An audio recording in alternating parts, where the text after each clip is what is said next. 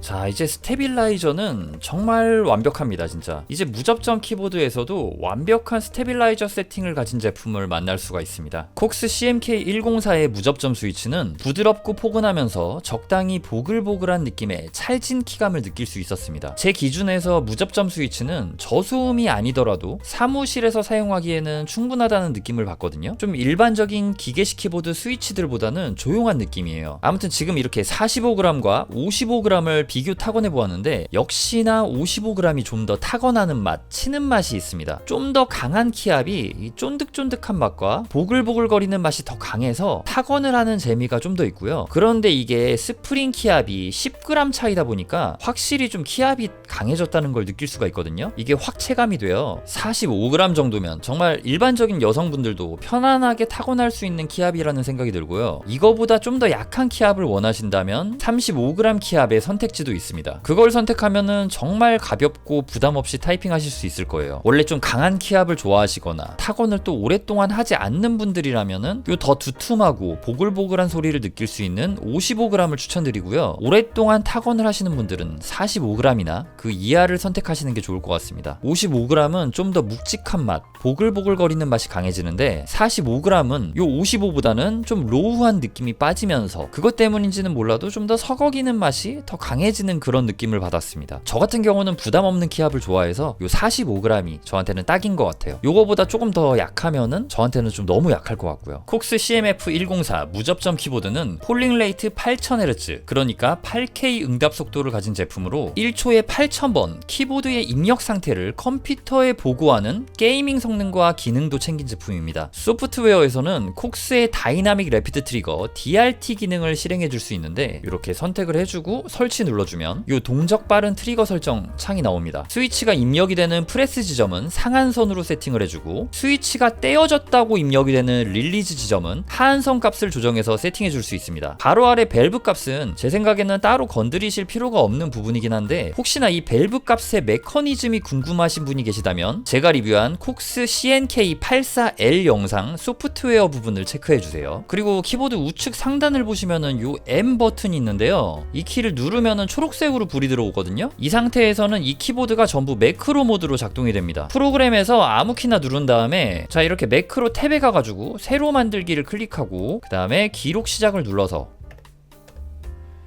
이렇게 저장을 해주고요. 요 1번 키에 초록색 칸이 생겼잖아요. 그 다음에 이렇게 설정을 저장해줍니다.